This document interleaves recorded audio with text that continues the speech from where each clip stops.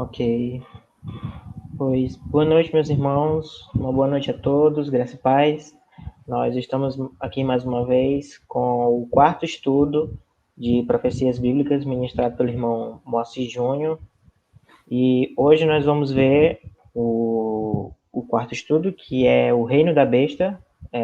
O estudo passado foi um estudo sobre a besta. Então, vamos dar início a esse estudo. Vamos fechar os nossos olhos e, e passar a palavra para o irmão Júnior para que ele possa ministrar esse estudo aos nossos corações. Então, vamos orar. Senhor, meu Deus, Pai, te agradeço por essa oportunidade de estarmos aqui louvando e te adorando, meu Deus, em um comportamento que nós temos de aprender, Senhor, a tua palavra, de aprender o que se passa, Senhor, nas tuas escrituras. Então, Senhor, abra o nosso entendimento por intermédio do Espírito Santo, para que nós entendamos, Senhor, à luz da tua palavra, aquilo que o irmão Júnior estará trazendo para nós. E, Senhor, ensina-nos o que tu queres que nós saibamos. E nós te pedimos, Senhor, que tu estejas conosco, para que nós sejamos fortes, Senhor, até o retorno do teu Filho Jesus. Então, meu Deus, muito obrigado. Nós te agradecemos em nome de Jesus. Amém. A palavra está com você, irmão Júnior. Amém.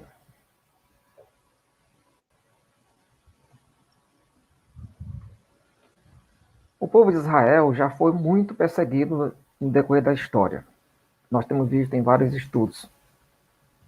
Israel foi perseguido, foi humilhado por várias nações, mas principalmente por impérios mundiais. Na verdade, até hoje, Israel já foi dominado, humilhado por 6 grandes impérios mundiais. A primeira humilhação de Israel foi o Egito. Quando você abre as páginas da Bíblia, a partir de Gênesis 12 até Josué, o Egito é o império mundial. Domina os povos, escraviza Israel durante muitos anos. Depois, Israel foi humilhado pela segunda vez por um segundo império mundial, a Síria. Lá por volta do ano 722 a.C., a Síria levou as 10 tribos de Israel para o cativeiro, deixando somente 2. Depois, por volta do ano 606, Israel foi humilhado pela Babilônia, o novo império mundial que dominou o mundo durante muitos anos. Por volta do ano 539 a.C., a Babilônia deixou o poder e a Pérsia passou a dominar o mundo. Israel foi dominado pela Pérsia. Quarta humilhação. Depois a Pérsia, depois de um longo período de domínio, a Pérsia foi derrotada pelos gregos sob Alexandre Magno. E aí, Israel foi humilhado pela quinta potência mundial, a Grécia. Humilhado, dominado, subjugado. Mas uma das piores humilhações de Israel foi quando surgiu o Sexto Império, por volta do ano 63 a.C. O Império Romano invadiu o mundo, dominando tudo, pisando os reis, as nações. Israel mais uma vez foi humilhado. 6 humilhações, pelo Egito, pela Síria, Babilônia, Pérsia, Grécia e Roma. Mas de acordo com a palavra profética da Bíblia, o povo de Israel ainda vai ser humilhado pela última vez, pela sétima e última vez, pelo sétimo e último império mundial, antes da volta de Cristo. A sétima humilhação de Israel, o reino da besta. Meus caros amigos, senhoras e senhores, Ministério Arquivo 7, em parceria com a primeira igreja cristã evangélica de Grajaú, no Maranhão, apresenta as 7 peças do quebra-cabeça dos tempos finais, os atores e o palco para a batalha final. É uma série de estudos sobre a profecia bíblica, é uma espécie de seminário sobre profecia bíblica. Nós já estudamos a primeira peça, Israel, a segunda peça, Jerusalém, a terceira peça, a besta, e no estudo de hoje, quarta peça do quebra-cabeça dos tempos finais, o reino da besta. Portanto, eu chamo a atenção dos senhores para que se concentre em todos os detalhes que serão apresentados, porque a palavra de Deus é rica em detalhes e eles são muito interessantes. Eu quero a vocês agora, vamos voltar 2.500 anos na história, no passado. 2.500 anos atrás. No tempo da Babilônia, um dos impérios que mais aparece nas páginas da Bíblia. Vamos exatamente para o capítulo 2 do profeta Daniel. Aliás, Daniel tem nos acompanhado até aqui em vários estudos, principalmente na semana passada. Nós temos várias visões de Daniel. Mas tem um capítulo que ele é considerado pelos estudiosos como um capítulo-chave das profecias. Se você estuda as profecias bíblicas, mas não conhece o tema deste capítulo, então você perdeu uma boa parte. Uma das profecias mais interessantes da Bíblia está em Daniel capítulo 2. O sonho do rei Nabucodonosor. Vamos ver o que diz a palavra de Deus.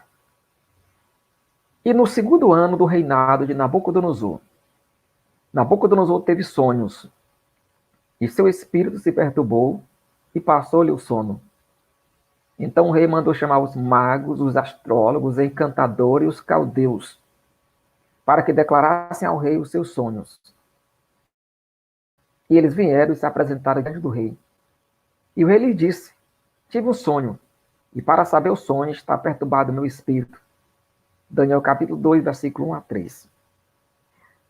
Naquela época, os reis costumavam ter sonhos e estavam cercados de especialistas que, sabendo ou não, inventando ou não, eles diziam o significado dos sonhos. Muitas vezes davam interpretação para agradar o rei. Desta vez, Nabucodonosor teve um sonho tão perturbador que ele sabia que ali não era um sonho qualquer. Tinha alguma coisa especial naquele sonho.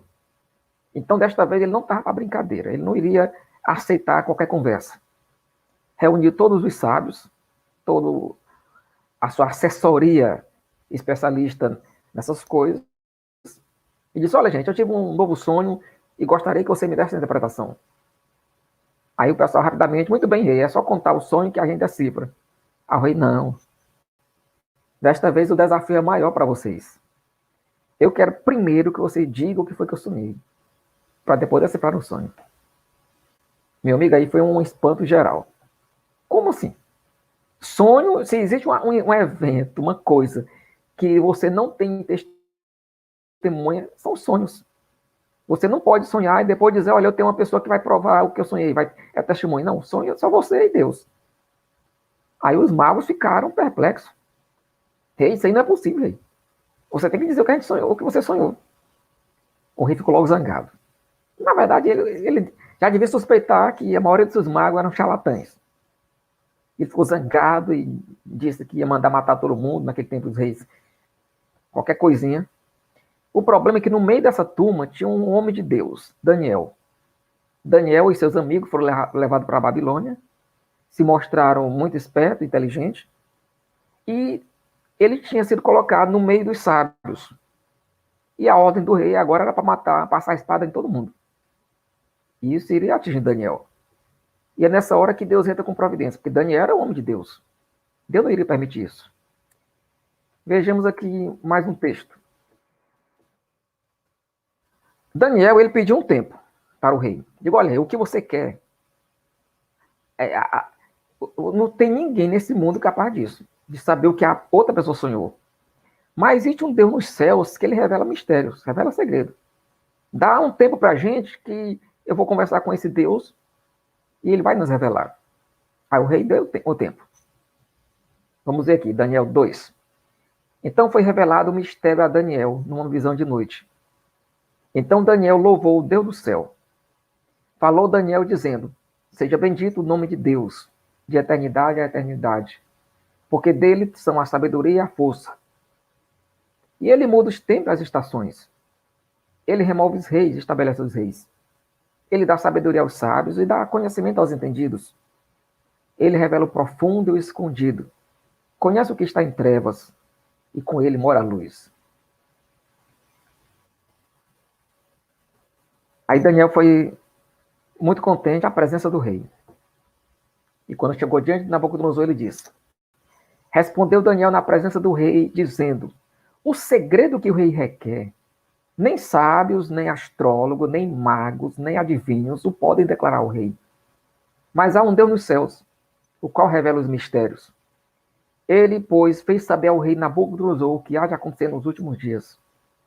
O teu sonho e as visões da tua cabeça que tiveste na tua cama são estes. Imagine que naquele momento ali,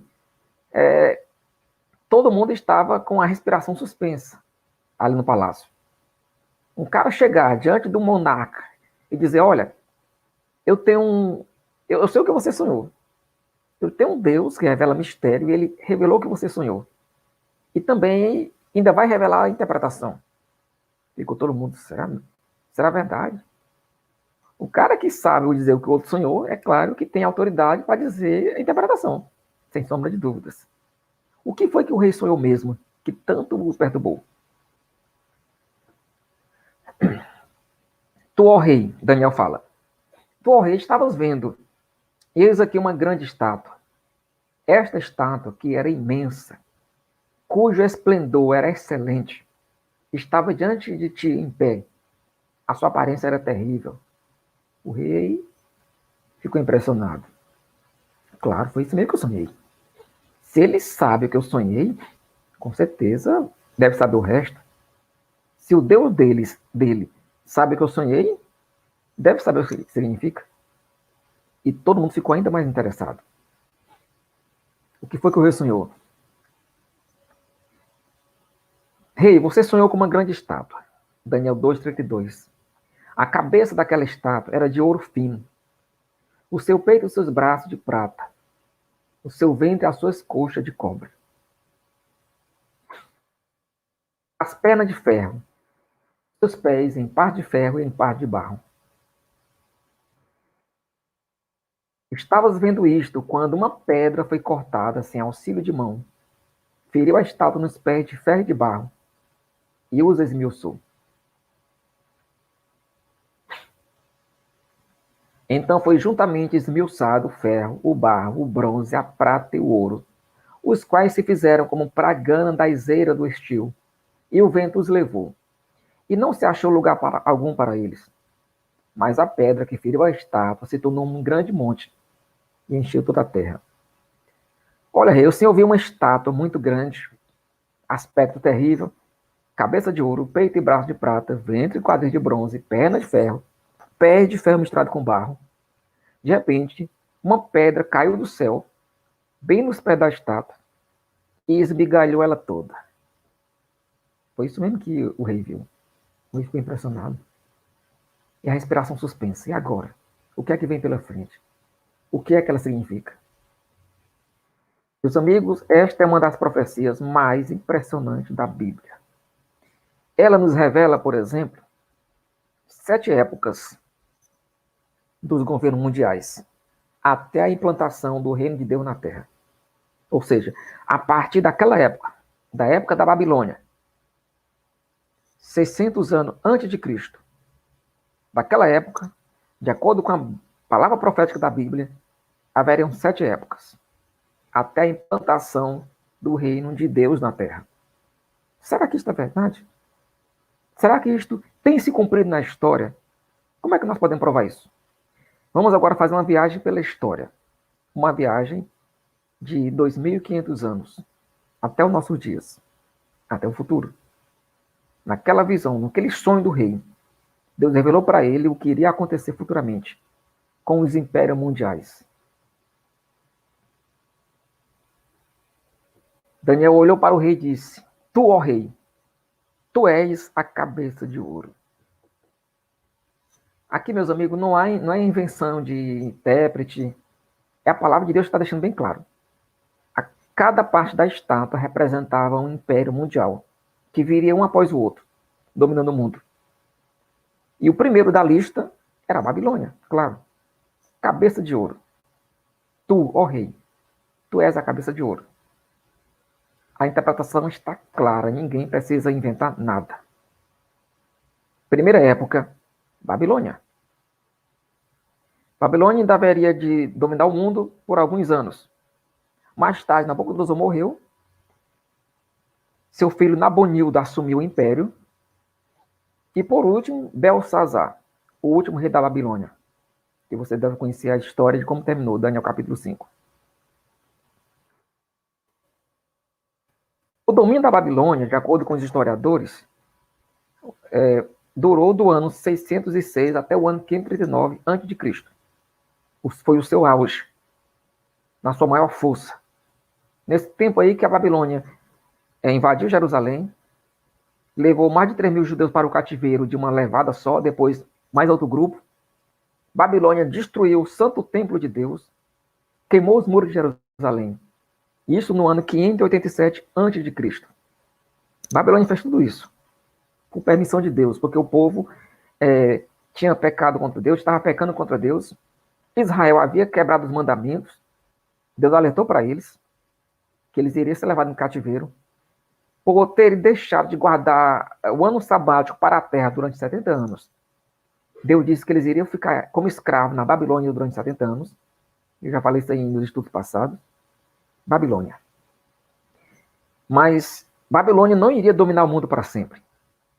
A família de Nabucodonosor não iria dominar o mundo para sempre. Viria outra família, outros povos, outros reinos. Vamos lá. Aí Daniel disse: depois de ti, Nabucodonosor, vai se levantar outro reino, inferior ao teu. Segunda época. Média Pérsia. Por volta do ano 539, dois pequenos reinos, os medos e os persas, se uniram e destruíram a Babilônia e passaram a dominar o mundo. Apesar de ter sido um império mundial, dominaram muitas nações, eles foram inferiores à Babilônia. Assim como a prata é inferior ao ouro, o Império Persa, apesar de toda a sua glória, foi inferior à Babilônia, como disse a profecia. Depois de ti, se levantará outro reino, inferior ao teu. A prata, os peitos e braços da estátua, inferior ao ouro. Agora observe como interessante. O reino da Pérsia e da Média foi simbolizado pelos dois braços da estátua. Na visão profética, Deus já sabia que seriam dois reinos, dois braços, que iriam dominar o mundo. Segunda época, a Média e a Pérsia. Seu domínio foi do ano 539 até o ano 333 a.C. Porque por volta do ano 300 e alguma coisa, surgiu um jovem ambicioso, valente, com maior vontade de dominar o mundo, Alexandre Magno, Alexandre o Grande. Se levantou lá na Grécia, um pequeno reino. Alexandre avançou para o Oriente, disposto a destruir a Pérsia, assumiu o lugar dela como o Império Mundial. E especialmente no ano 333, numa grande batalha, a Pérsia foi derrotada pela Grécia. Embora a glória de Alexandre durou pouco, menos de 4 anos, ele morreu muito jovem, com 3 anos, como a gente estudou na aula passada. Depois a Grécia foi dividida, aquela coisa toda. Bom, vamos passar para o terceiro reino. A terceira época, na estátua. Pérsia. Cabeça de ouro, Babilônia. Peito e braço de prata, Império Medo-Persa. Terceira época, Grécia. É claro que na época da Grécia, Daniel não estava mais vivo. Daniel ele viveu pelo menos 200 anos antes da Grécia dominar o mundo. Uma visão de longo alcance. Aí Daniel fala para o rei Nabucodonosor: tu és a cabeça de ouro, depois de ti virá um reino inferior ao teu, e um terceiro reino, de bronze, que terá domínio sobre toda a terra. É interessante essa palavra em que terá domínio sobre toda a terra, porque apesar de Babilônia ter sido um império mundial, ela não dominou todas as nações. Apesar da Pérsia ser um império mundial, não dominou todo mundo, mas a Grécia dominou o mundo todo. Se você olha nos mapas, o Império da Babilônia ocupa uma parte do mundo, a Pérsia também, mas a Grécia ocupa uma parte muito grande. Como está na profecia, detalhe muito claro. O terceiro reino terá domínio sobre toda a terra, a terceira época. Bom, a Grécia foi dividida, em 4 pequenos reinos, brigaram bastante entre eles, principalmente a Síria contra o Egito. Durante muitos anos houve muita guerra entre o Egito e a Síria, que foi uma das divisões do Império Grego. Mas no ano 63 se levantou o império mais cruel do que todos que já haviam se levantado. Um império poderoso veio do Ocidente, Roma. E o famoso Império Romano, que haveria de ocupar muitas páginas da história, passou a dominar o mundo. Na verdade, se você pega hoje um livro de história, há poucas páginas sobre o Egito, a Síria, a Babilônia, a Pérsia, mas há muita coisa sobre Roma. Há também alguma coisa sobre a Grécia, mas a Grécia, geralmente, a ênfase é na cultura grega. Mas quando chega no poder militar, Roma. Roma tinha uma organização militar fabulosa. Mas Roma não trouxe só coisa ruim, é claro. Roma trouxe muita coisa boa. O Império Romano, ele pacificou o mundo na época, havia muitas brigas entre os bárbaros, povos bárbaros, e Roma implantou a chamada Pax Romana, mas o Império Romano era cruel. Inclusive, o método de crucificação, que já era usado por outros povos, mas não era tão popular, Roma popularizou. E os criminosos, considerados por Roma criminosos, eram crucificados. Quando você abre o Novo Testamento na Bíblia, Roma está dominando. Você está lendo o Velho Testamento, chega em Malaquias, quem está dominando é o Império Persa. Aí tem algumas páginas em branco, quando você abre o Novo Testamento, depara com Roma, no seu auge, no auge da sua força, dominando Israel, dominando Jerusalém. E aí Jesus nasce durante o reinado de Roma, o quarto império da estátua. A Grécia ela ocupa aquelas páginas da Bíblia entre o Antigo e o Novo Testamento, um período de mais ou menos 450 anos, que Deus não levantou nenhum profeta em Israel, de acordo com a tradição. Bom, chegamos à terceira época, a estátua de Nabucodonosor, Roma. Daniel disse, e haverá um quarto reino, forte como ferro. Bom, o Império Romano assombrou o mundo, dominou nações, reinos, mas também chegou o seu ocaso,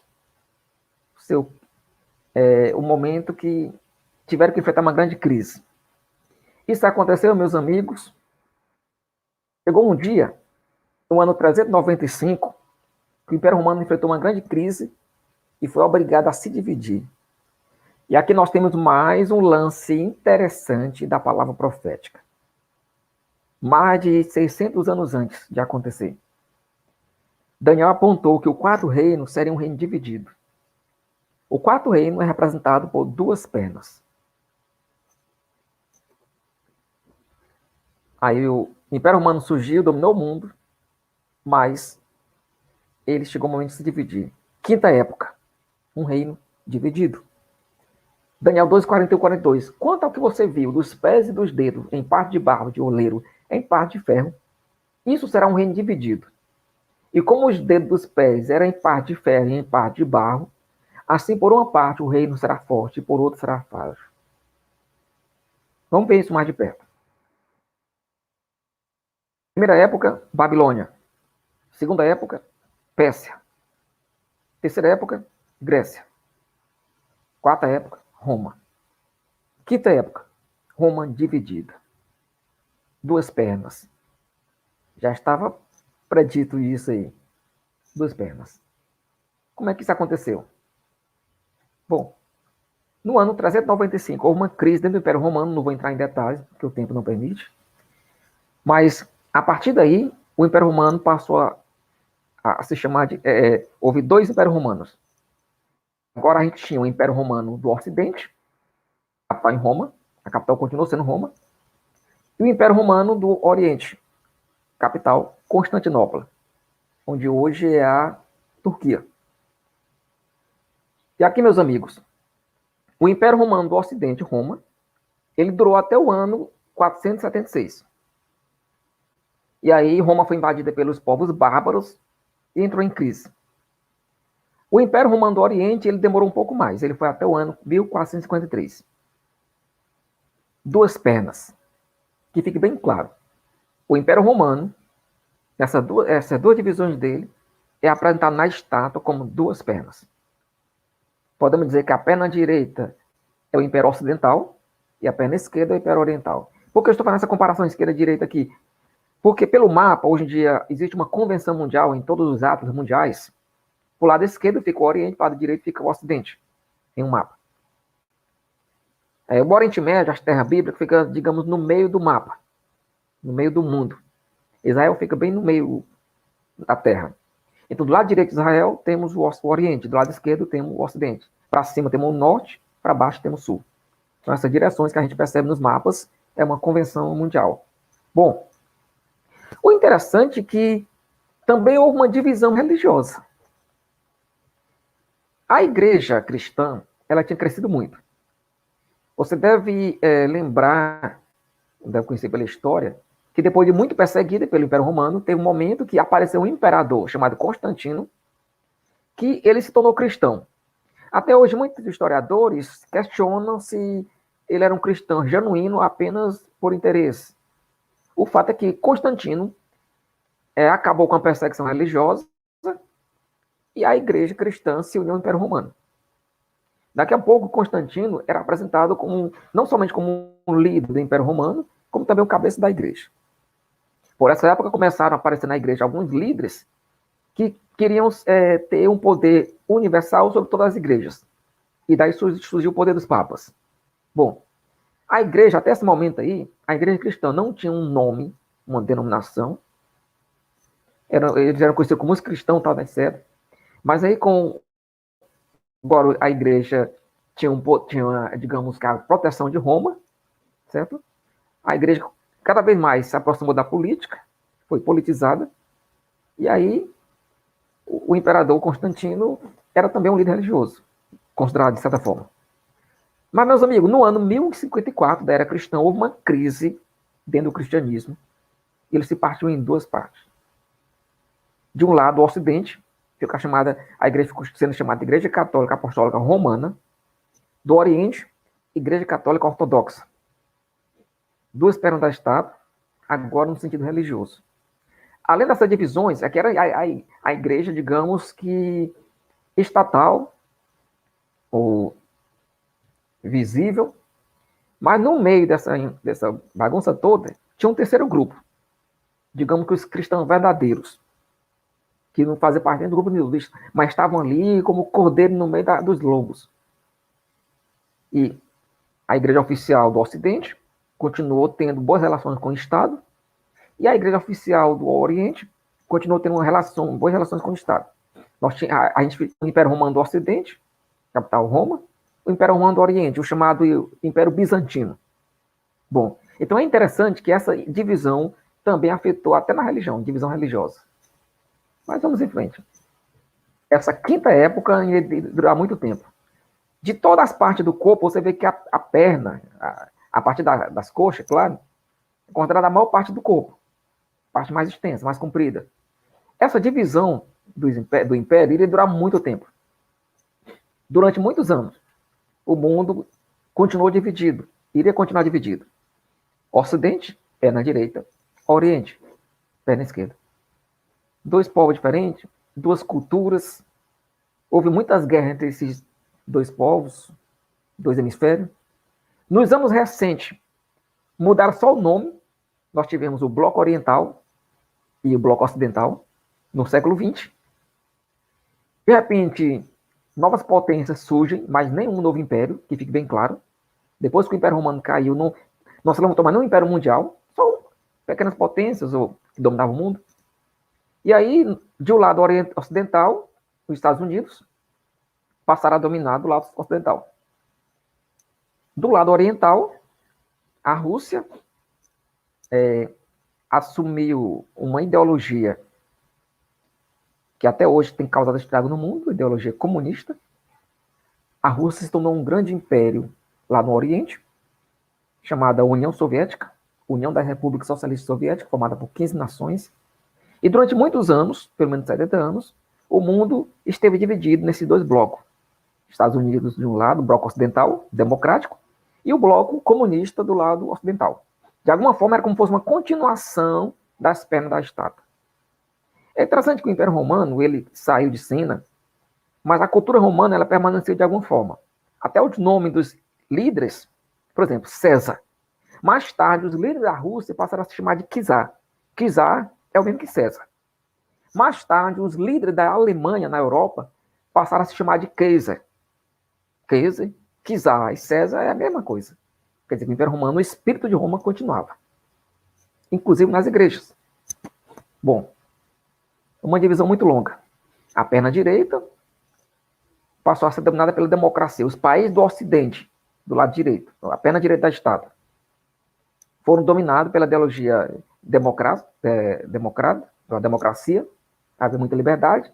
Já do outro lado, quem é da década de 90, 80, lembra da famosa cortina de ferro. Bloco Oriental, comunismo, sem liberdade, perseguição religiosa, duas pernas da estátua, democracia e totalitarismo. O ferro. É bem interessante que esse lado totalitário era conhecido como cortina de ferro.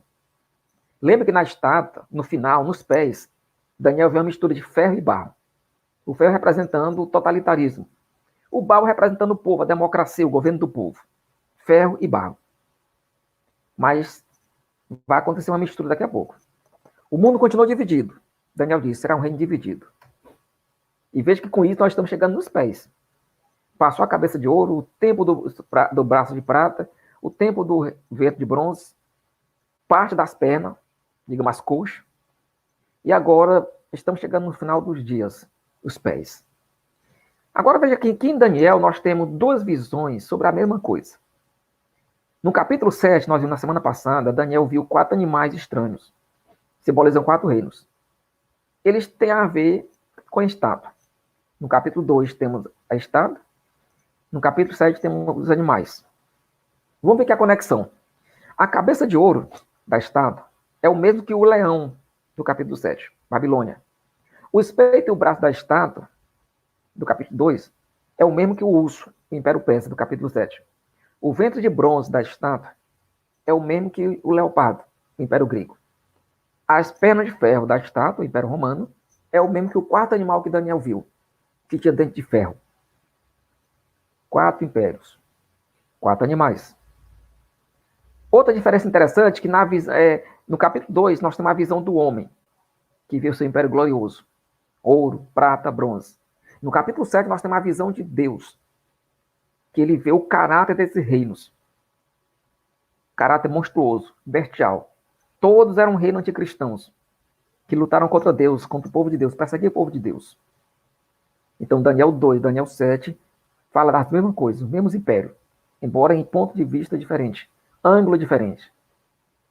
Bom, ainda estamos na quinta época, império, um reino dividido.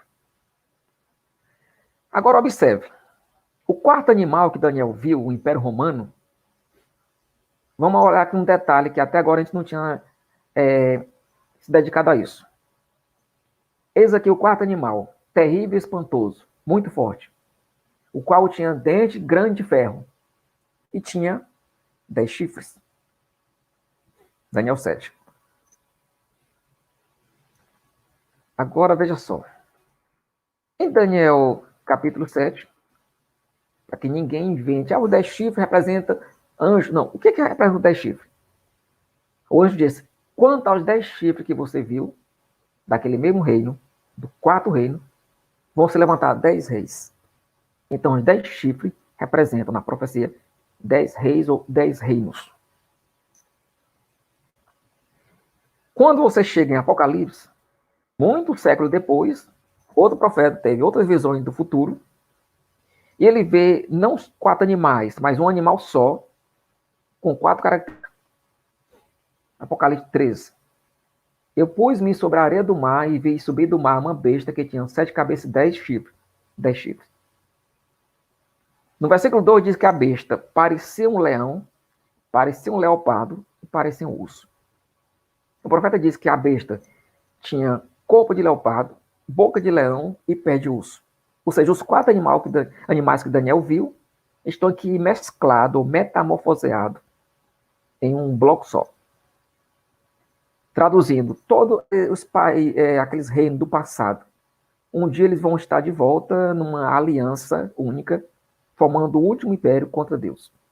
A besta é a união desses 4 animais. 10 chifres. O que é que chama a atenção aqui? Em Apocalipse 17 tem a explicação. Os 10 chifres que você viu são 10 reis. A mesma coisa que o anjo disse lá no passado. Aquele mesmo reino se levantaram 10 chifres, ou seja, 10 reis. Que a profecia, isso prova que foi a mesma inspiração. Quem inspirou Daniel foi o mesmo que inspirou João no Apocalipse. O mesmo Deus. O mesmo que tem um controle da história. Em Daniel, o mesmo que tem um controle da história em Apocalipse. São 10 reis que ainda não receberam o reino, mas receberão poder como reis por 1 hora, juntamente com a besta. 10 reis. Bom, se a estátua era a estátua de um homem, representava um homem, é claro que ela também tem 10 dedos nos pés. Observe como a Bíblia, a profecia, ela é muito coerente.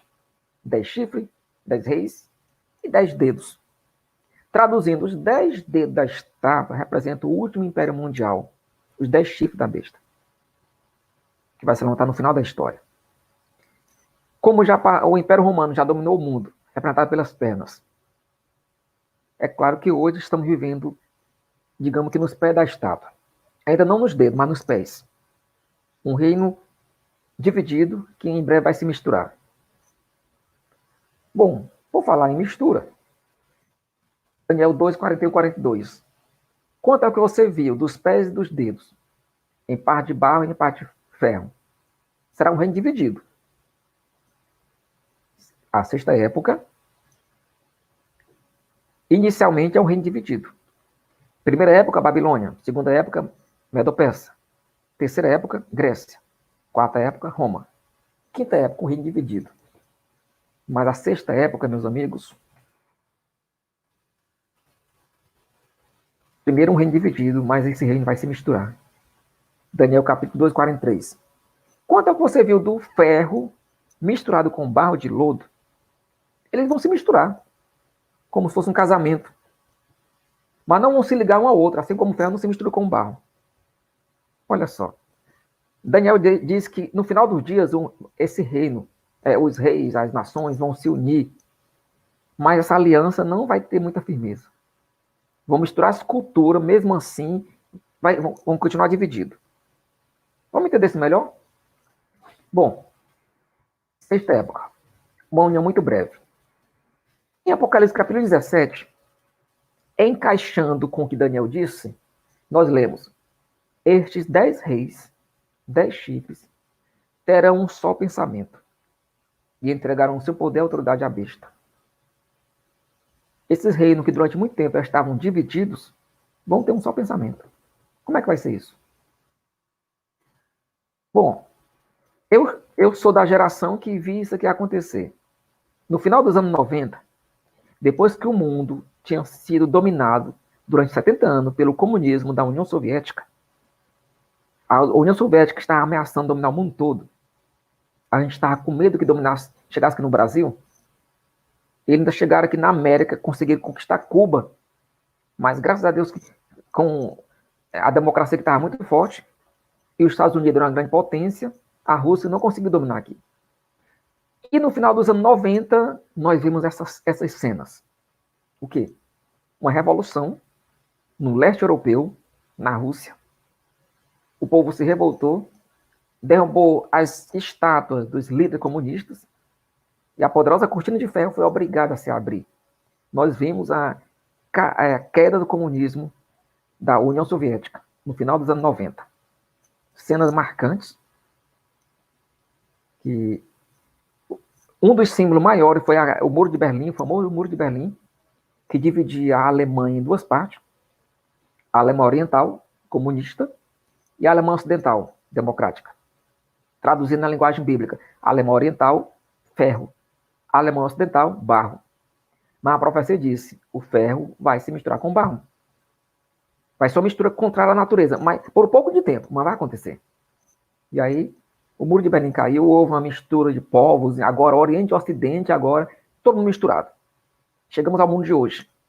Apesar de que cada região continua com a sua cultura, mas nós estamos misturados. Hoje, a gente viaja para o Oriente, para o Ocidente, o mundo se tornou um só. Começa a aproximação entre Oriente e Ocidente. Estados Unidos, Rússia, os líderes dos dois países, as nações, passaram a aparecer juntos na imprensa, assinando acordos, alianças, ferro misturado com barro. Ferro misturado com barro. Ou esta que é a capa da Time, construindo um novo mundo. É um título profético, bastante claro sobre a época que está se aproximando. Deixa eu colocar você aqui bem a par da situação. Na visão do rei Nabucodonosor, ele vê o futuro dos impérios mundiais até a implantação do reino de Deus. Naquela estátua, a gente pode visualizar 7 épocas. Primeira época, cabeça de ouro, Babilônia. Segunda época, os peitos e o braço de prata, o Império Medo-Persa. Terceira época, o vento de bronze, Grécia. Quarta época, as pernas de ferro, Roma. 2 pernas. Porque na quinta época, Roma passou a ser um reino dividido. E essa divisão iria chegar até o fim dos dias, até os pés. Em nossa época, a gente continuava nessa divisão. O mundo, hemisfério oriental, ocidental, 2 blocos de poder, democracia versus totalitarismo. Mas chegaria o tempo da mistura. Uma mistura contrária à natureza, mas haveria de acontecer. E na nossa época. Tem uma palavra que ela descreve isso aí tudo. A sexta época, ela é bem descrita. O último império mundial humano, podemos classificar pela palavra globalização. É uma palavra que nos anos 90, ela se tornou muito famosa. Ela mostra esse novo mundo. Um mundo, apesar de muitas culturas diferentes, um mundo, digamos que não unido, mas misturado. A gente não pode chamar de aliança, mas mistura. É a palavra mais correta. É o que está lá em Daniel. Vão se misturar, mas não vão se unir. Não vão se ligar, porque ferro e barro são naturezas diferentes. Impressionante nós chegamos nesse tempo aqui. Agora, o que parecia impossível, todos com um só pensamento. Lembra do que diz a palavra profética? No Apocalipse. Estes 10 reis têm um só pensamento. Considerando que são 5 dedos em cada pé, é como se fosse 5 reinos do Oriente e 5 do Ocidente. Eu não sei quem são esses... Hoje em dia, eu não sei quem são esses 10 reis aqui. Quem são essas 10 nações que vão formar o último império. As 7 cabeças da besta é fácil de identificá-las, como eu mostrei na semana passada. 7 cabeças. Egito, Síria, Iraque, Irã, Grécia, Turquia, Itália. Ou seja, todas aquelas regiões dos impérios do passado vão formar um novo império. O reinado de Cristo. Mas esses 10 reis, que também pode envolver o Egito, a Síria, isso daí, mas eu não encontrei na Bíblia até agora, eu não sei se tem essa informação na Bíblia, identificando quem serão essas 10 nações.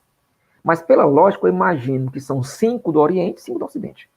O fato que isso aqui prova que os reis do Oriente e os reis do Ocidente, as 2 pernas da estátua, embora divididas durante séculos, vão ter uma mistura, vão ter uma só ideia, um só pensamento. Entregar o poder e a autoridade à besta.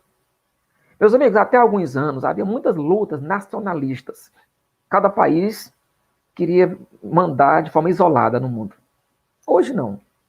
Hoje as palavras que mais se vê por aí é nova ordem mundial, globalização, um mundo novo. E agora, com essa pandemia do coronavírus, está ficando muito comum na imprensa, os líderes mundiais, falando que nós precisamos de um mundo novo, um mundo único, com um líder mundial. Eu já vi muitos líderes mundiais dizendo que o mundo precisa de um líder único, para unificar todo mundo. Então, hoje, já que nós temos problemas comuns, um vírus que dominou o mundo, ameaçou o mundo todo, está ameaçando o mundo todo, então nossos problemas são problemas de todo mundo.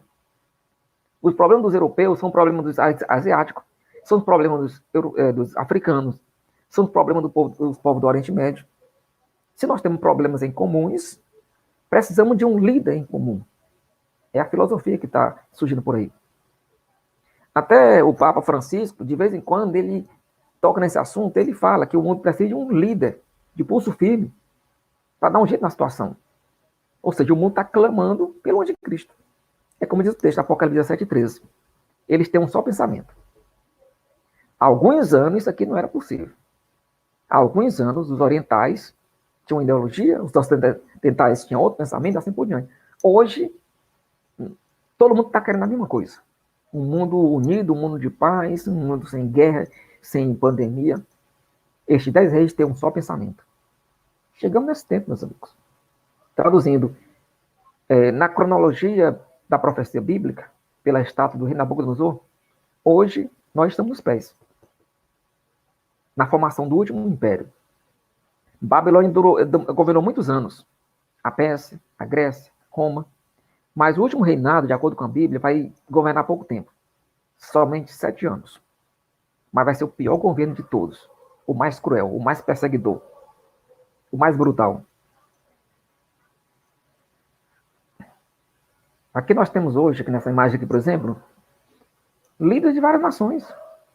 Temos aqui da Turquia, Estados Unidos, França, China, Emirados Árabes. Uma mistura de povos. Cultura diferente, mas buscando algo em comum. Temos aqui um mundo unido. Agora, você lembra que quando houve aquela divisão política do Império Romano, de alguma forma também afetou a religião e o cristianismo foi dividido? Logicamente, essa mistura também vai influenciar duas esferas, a religiosa e a política. Assim como houve a divisão política e religiosa, no final dos dias, a mistura ferro e barro também vai acontecer. E não é que está acontecendo mesmo? Aliás, no século XX, depois de muito tempo de conflito entre as religiões, começou a pegar, fazer, como se diz, ficar popular a questão do ecumenismo, que traduzindo é como se o ecumenismo é como se fosse a globalização religiosa, melhor dizendo. Aí ficou muito comum reuniões com líderes de religiões diferentes. Em 1948 foi criado o Conselho Mundial de Igrejas, que inicialmente visava unir todas as igrejas cristãs. Depois ele se ampliou e passou a dialogar com budistas, shintoístas, hinduístas, muçulmanos. Veja só. Muita gente não sabe, mas dentro da ONU, há muito tempo, eles trabalham com um projeto para criar uma espécie de Organização das Religiões Unidas. Como existe a Organização das Nações Unidas, por que não uma Organização das Religiões Unidas? Já que, como eu disse, nós temos problemas em comuns, então precisamos de unir as forças, unir as crenças. Isso pode parecer bom, mas não é. Em 1986, em Assis, na Itália, aconteceu o Encontro Mundial de Oração. O Papa João Paulo II se reuniu com 150 líderes de diferentes religiões, por um momento de clamor pela paz mundial. Em um certo momento, o Papa pediu que todo mundo fizesse as suas orações aos seus respectivos deuses, pedindo pela paz mundial. Já pensou essa mistura? O Papa orando para um deus, um líder muçulmano para outro, que não é a mesma coisa. Um budista que, na verdade, ora para ele mesmo, que o budismo não crê num Deus superior, diz que cada pessoa tem um Deus dentro de si. Os hinduístas creem em mais de 330 milhões de deuses. É uma pessoa de confusão. Que palavra a gente daria para definir isso aqui? Tem uma palavra bíblica. O Papa ao lado de 150 líderes de religião diferente. Essa mistura toda. Todos orando pela paz, cada um para um Deus diferente. Tem uma palavra na Bíblia para descrever isso aí. Que a gente vai estudar mais na frente em detalhes. Mas eu vou só antecipar. Babel, Babilônia. A Bíblia diz que no final dos dias haverá uma religião mundial chamada Babilônia. Por que Babilônia? A profecia indica que haverá uma união de todas as religiões, porque vai surgir um líder mundial. Ele vai unir politicamente as nações e também vai procurar unir religiosamente as nações. Todo mundo achando que é uma coisa boa. Estou trabalhando pela paz do mundo, para enfrentar os problemas mundiais.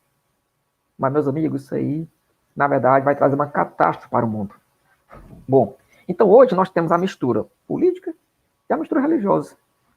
Os pés, ferro e barro. Daniel 2:44.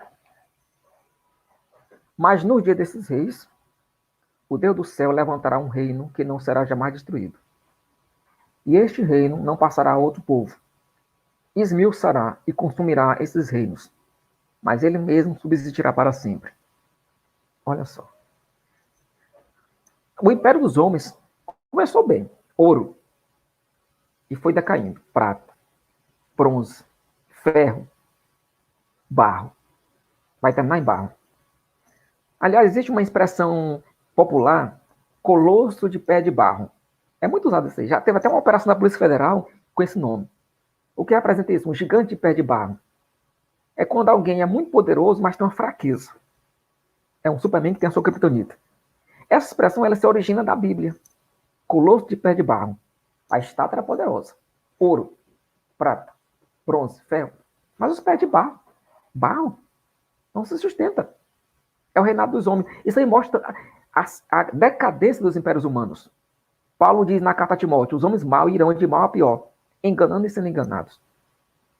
Então, os homens têm crescido em tecnologia, mas têm decaído em moralidade. A humanidade tem evoluído em conhecimento, mas tem decaído em moralidade. Quanto mais o homem é inteligente, mais ele é pior de coração. Isso é terrível. Porque nesse cálculo aí, nesse padrão, em breve o pior dos homens vai ter ao seu alcance a maior tecnologia. Vamos tratar disso aí futuramente. Certo? Porque a humanidade, repito, tem evoluído em conhecimento e tecnologia. Mas o pior é que tem decaído, tem decrescido em moralidade. Bom, mas a nossa esperança é que Deus diz, olha, quando o mundo estiver bem bagunçado, nesse último império mundial, nessa globalização, nessa mistura, nessa bagunça, nessa inversão de valores, o Deus dos céus vai levantar um reino que não será jamais destruído. Babilônia foi destruída. A Pérsia foi destruída. A Grécia foi destruída. Roma dominou e foi destruída. O anticristo vai dominar e vai ser destruído. Mas o último reino, o reino de Deus, ninguém jamais vai destruir. E o reino de Deus, meus amigos, ele é representado por uma pedra que vem do céu. Está aí a estátua poderosa se achando, aí de repente uma pedra vem do céu. Atinge a estátua nos pés e acaba com ela. Vamos ver mais detalhes sobre essa pedra. Sétima época. A pedra. Primeira época, a cabeça de ouro, Babilônia, já passou. Segunda época, os peitos de prata, Pérsia, Medo-Pérsia, já passou. Terceira época, o ventre de bronze, ventre e quadril de bronze, a Grécia, já passou. Quarta época, Roma, perna de ferro. Quinta época, Roma dividida. Sexta época, o último império das nações, o último reino mundial, o império do anticristo. Pé de ferro e barro. Sétima época, a pedra. Quem é a pedra? Em toda a história mundial, só tem alguém que foi chamado de a pedra. Não há dúvida sobre isso. Eu sei que existe uma polêmicazinha na teologia católica, dizendo que Pedro é a pedra que Jesus edificou a igreja, certo? Não vamos entrar em debate sobre isso aqui agora, mas uma coisa muito clara. Aliás, existem dois fatos muito claros na Bíblia. Pedro é chamado de pedra. E dizem que ele foi o primeiro papa. Mas veja bem, talvez naquela época alguém tenha entendido mal isso aí. Porque quando Pedro escreve a sua carta, primeira epístola, segunda epístola, ele diz que Jesus é a pedra principal. Ele diz, olha, nós somos pedrinha no edifício de Deus. Eu sou uma pedrinha, você é uma pedrinha, mas Jesus é a pedra principal. Parece que naquela época alguém achava que Pedro era a pedra principal. Em Atos capítulo 4, Pedro está pregando, ele lembra isso aí de novo. Deixa bem claro. Atos 4, 11 a 12. Ele diz, meus amigos, Jesus é a pedra principal, a pedra rejeitada. Não há salvação em nenhum outro nome. A pedra. A rocha. Bom, A maneira que você viu, do monte foi cortada uma pedra, sem auxílio de mãos. Ela esmiuçou o ferro, o bronze, o barro, a prata, o ouro. Por que a pedra não atinge a cabeça da estátua? Porque o reino de Deus não seria implantado na época da Babilônia. Por que a pedra não atinge o peito, o ventre, as pernas? Por que a pedra vem nos pés? Porque o reino de Deus vai ser implantado durante o reinado dos pés. Bom, sétima época, a pedra. Bom, 3 fases. Jesus como uma pedra na Bíblia, na profecia, ele é apresentado em 3 fases. Vejamos aqui. Em Mateus 21, 42 e 44, Jesus cita o Salmo 118, que diz o seguinte: a pedra que os construtores rejeitaram, essa veio a ser a principal pedra angular. Todo que cair sobre esta pedra vai ficar em pedaço. Aquele sobre quem ela cair vai ficar reduzido a pó. Em relação a Jesus como pedra, existem 3 coisas. Primeiro, em vários textos da Bíblia, Romanos 9, Isaías 8, 1 Coríntios 1, mas Israel, buscando a lei da justiça, não atingiu esta lei. Por quê? Porque não a buscavam pela fé, mas como que pelas obras. Tropeçaram na pedra de tropeço. Para Israel, Jesus é a pedra de tropeço. Israel tropeçou em Jesus, a nação de Israel.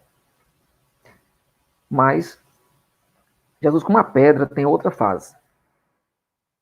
Nas cartas de Paulo, Efésios capítulo 2, 1 Coríntios 3, 1 Pedro, e nas cartas de Pedro, nós lemos alguma coisa, por exemplo, edificado sobre o fundamento dos apóstolos e dos profetas, sendo o próprio Cristo Jesus a pedra principal da esquina. A igreja está edificada na pedra. Para Israel, Jesus é a pedra de tropeço. Eles tropeçaram em Jesus. Para a igreja cristã, para todos aqueles que têm Cristo como seu Salvador, Cristo é a pedra de edificação. A igreja está edificada na pedra. Mas essa pedra ainda tem uma terceira característica. Ela é a pedra esmagadora. Daniel 2, essa pedra vem para esmagar o reino das nações, dos gentios, das gentes, dos poderes gentílicos. Para Israel, Jesus foi a pedra de tropeço. Para a igreja, ele é a pedra de edificação. Para as nações anticristãs, Jesus será a pedra de destruição. A pedra vem. Aí Daniel disse, olha, a pedra destrói a estátua, mas ela se torna uma grande montanha e enche toda a terra. Ou seja, Jesus vem, implanta o seu reino, que vai dominar o mundo todo, para sempre. Quando Gabriel anunciou a Maria de Nazaré que ela seria a mãe do Filho de Deus, Lucas 1, ele disse, este vai reinar eternamente sobre o trono de Davi. O reino dele é eterno. Quando é que Cristo vai estabelecer o seu reino? Quando é que Deus vai estabelecer o seu reino? Nós temos aqui uma pista muito clara em Daniel. No dia desses reis. Daniel não diz, depois do reinado desses reis. Não, ele diz, no dia desses reis. Que reis? Os 10 dedos. Ele aqui está falando dessa mistura. Daniel 2,44. Ele está falando dos pés da estátua. Aí ele diz, olha, no dia dessa mistura bem aí, do reinado desses reis, o Deus do céu vai levantar um reino que não será jamais destruído. O Salmo 2 diz, os reis da terra se levantam, os príncipes junto conspiram contra o Senhor e contra o seu ungido. Nos últimos dias, os reis vão se levantar contra Deus, mas vão ser destruídos. No dia desses reis, o Deus do céu vai levantar um reino que não será jamais destruído. Meus amigos, estamos chegando ao final desse nosso estudo de hoje. Eu comecei falando que Israel, durante toda a história, eles foram dominados por 6 impérios mundiais. Primeira humilhação, o Egito. Segunda humilhação, a Síria. Terceira humilhação, a Babilônia. Quarta humilhação, a Pérsia. Quinta humilhação, a Grécia. Sexta humilhação, Roma. Pela 7ª vez, Israel vai ser humilhado pelo último império mundial, o reino da besta. Mas agora há uma diferença. Essa humilhação vai ser breve. É interessante que no Antigo Testamento, a Bíblia toda é profecia. Mesmo as histórias reais, os eventos que ocorreram no passado, existe profecia oculta. Os atos dos homens eram proféticos. Em Gênesis, capítulo 33, versículo 3, Jacó se ajoelha 7 vezes para se reconciliar com Esaú, seu irmão. Ou seja, Jacó se humilhou 7 vezes. Temos aqui, digamos que, uma aplicação profética das 7 humilhações de Israel durante os tempos. É interessante que no livro de Jó, olha só, a gente pensa que não tem nada a ver. Tá lá, no livro de Jó tem uma frasezinha que ela é bem interessante. Em 6 angústias te livrará, na 7ª o mal não vai te tocar. Israel foi dominado 6 vezes por 6 impérios mundiais. Aqui o texto diz, na 7ª não vai te tocar. Como assim? Interessante que em Jeremias, veja só, depois volto para esse texto aqui, em Jeremias capítulo 30, falando do reinado do anticristo, que vai oprimir Israel, Deus diz o seguinte, porque aquele dia é tão grande que não houve outro semelhante. É tempo de angústia para Jacó, ou seja, para Israel. Todavia, ele há de ser livre dela. Não temas, pois tu, servo meu, Jacó, diz o Senhor, não te espante, ó Israel. O último império vai humilhar Israel. Mas Deus não vai deixar ele destruir Israel. De que em Provérbios tem um versículo que também nos lembra isso. Porque 7 vezes cai o justo e se levanta, mas os ímpios são derribados pela calamidade. O Egito dominou Israel, mas foi destruído. A Síria dominou Israel, foi destruída. Israel continua existindo. Babilônia dominou Israel. Babilônia foi destruída. Israel continua existindo.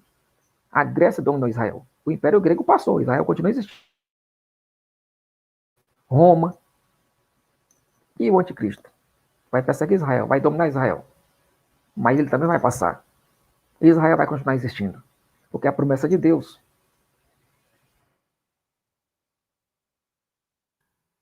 Observe aqui. Nessa visão do rei Nabucodonosor, nesse sonho, nessa estátua, nós temos a agenda de Deus na profecia. 7 épocas. Babilônia, Pérsia, Grécia, Roma, reino dividido, reino do anticristo, reino de Cristo. A primeira época se cumpriu. A segunda época, cumprida. Terceira época, cumprida. Quarta época, cumprida. Quinta época, cumprida. Sexta época, em fase de cumprimento. O anticristo ainda não apareceu, mas o reinado dele está se formando. A profecia mostra que primeiro o reino é preparado, depois vem o rei. O reino está sendo preparado. Qualquer hora se levanta o rei. Mas aí, em breve, a 7ª época, a época mais dourada da história, o reino mais esperado pelos homens de bem, o reino de Cristo, o reino do príncipe da paz. Ele vai mostrar como é que se governa, com justiça e paz. Bom, meus amigos, como eu costumo fazer no final dos estudos, dentro do arquivo 7, nós temos uma enciclopédia de 50 mil páginas de estudo envolvendo matemática bíblica e profecia bíblica. São fruto de 30 anos de estudos. E cada capítulo tem um tema, ou vários temas, e eu vou indicar aqui alguns dos capítulos que os temas estão relacionados ao assunto de hoje. Por exemplo, o capítulo 133, intitulado CSI Apocalíptico, parte 1, o reino da besta no quebra-cabeça dos tempos finais. Também temos o capítulo 86, 7 animais em conflito no fim dos dias. Mais detalhes sobre as 7 cabeças da besta. Capítulo 257, até quando, Senhor? Que mostra em detalhes a questão do tempo na agenda de Deus. O capítulo 239, a lógica, a simetria e a profecia, que aborda a seguinte questão: será que a igreja de Cristo vai ver o rosto do anticristo? Você tem que ver esse estudo para ter o detalhe, as informações. Também o capítulo 19, desvendando o segredo da agenda de Deus, o começo do fim. O capítulo 202, onde eu mostro que aquela guerra, aquela luta entre Davi e Golias, ela foi um evento histórico, aconteceu mesmo, mas contém muitos elementos proféticos que apontam para o fim dos dias. É muito interessante. E nós citamos hoje rapidamente, falamos sobre Babilônia, mas vai ter um capítulo especial. Babilônia é uma peça especial do final dos dias. Vamos ver mais na frente. E nesse estudo aqui, se você quiser se antecipar, nesse capítulo 127, Operação Babilônia, aquela que será. Muito detalhe interessante. Bom, você acessa no site arquivo7.com.br. Deixa eu passar bem aqui, já que eu volto. Isso. arquivo7.com.br. E lá você tem acesso a todos os estudos. Você pode baixar em PDF. Tem vários links para você baixar. Qualquer questão, você pode me enviar para discutir. E, meus amigos, o mundo hoje está muito complicado. Há muita opressão contra o povo de Deus. Os reis fazem e aprontam. Mas é o seguinte, eu quero deixar vocês com essa palavra bem aqui. Daniel 2:44. Em breve, muito breve, o Deus do céu vai levantar um reino que não será jamais destruído. É este reino que milhares de pessoas pedem todos os dias e não fazem ideia. Na oração do Pai Nosso. Quando diz, venha o teu reino. Seja feita a tua vontade, assim na terra como no céu. No final das contas, nós só teremos dois grupos de pessoas no mundo. Aqueles que fazem parte da estátua. Aqueles que fazem parte da pedra. O reino da estátua e o reino da pedra. O reino dos homens. O reino do inimigo, o reino de Deus. A pergunta é, e você? De qual reino você faz parte? Amém.